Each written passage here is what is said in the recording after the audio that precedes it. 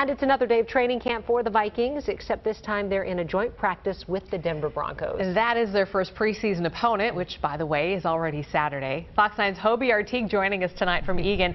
Hobie, not only are we seeing the Broncos, we also see the return of Teddy Bridgewater. Yes, we do, Amy. Many former Vikings on the Denver Broncos this season. Shamar Stephen, Brett Jones, the former center. Also Mike Boone, former running back, but Teddy Bridgewater taking the spotlight. He's about to speak to the media in a few minutes. But we're at a point in training camp where things can get, well, a little monotonous at times. You know, training camp is filled with ebbs and flows, but things reached a new high earlier today, now 2 weeks into training camp. The team from the Mile High City coming in to visit as the Denver Broncos come in for joint practices with the Vikings ahead of that preseason game on Saturday. Now, this really does help both teams involved because there are fewer preseason games now, going from 4 to 3, but also it gives the Vikings a different team to play off of, if you will. They get to see new concepts, new pretty much everything from something that they've never really seen before from a different team. It really helps everybody out in this process. And Mike Zimmer says, and also Kirk Cousins, that you can really tell a difference whenever two teams who don't see each other very often collide on the practice field. To help, it certainly ratchets up the intensity a little bit for whatever reason. Makes it that much more competitive.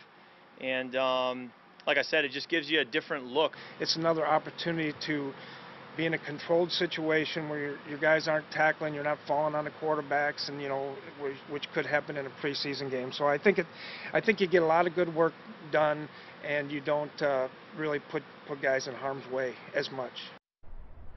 A guy who was really shining today, of course, Teddy Bridgewater. He's battling for the starting job with the Denver Broncos alongside Drew Lock. Now, the Vikings have seen Teddy Bridgewater in a different uniform before, back when he was with the Saints, and also just last year with the Carolina Panthers, when the Panthers almost pulled off an upset victory against the Vikings. Bridgewater has bounced around the league, but he still has a good head on his shoulders as he's trying to earn yet another starting opportunity, and he's a player that still is very close with Mike Zimmer. Here's what Zim had to say on seeing his former quarterback chase a #1 spot once again. You know, he texted me about, I don't know, about a month ago maybe it was, and told me he just had a baby.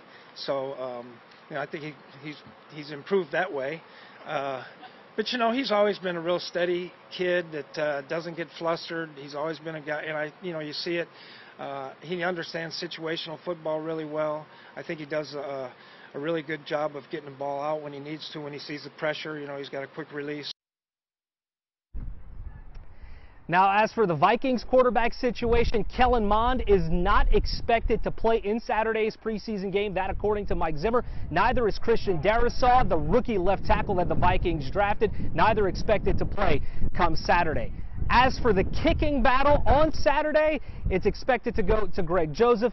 Zimmer says that he is expected to take all of the kicks in that game, in the first preseason game against the Denver Broncos. We'll have much more coming up from training camp, coming up on Fox 9 News at 6. But for now, we're live in Eagan with the Vikings. Hobie Artigue, Fox 9. All right, thanks, Hobie. Can we go back for a second to Teddy Bridgewater having a baby? Congratulations. It does not matter what uniform he's wearing. He's always a fan favorite. One of those players that, just about everybody loves.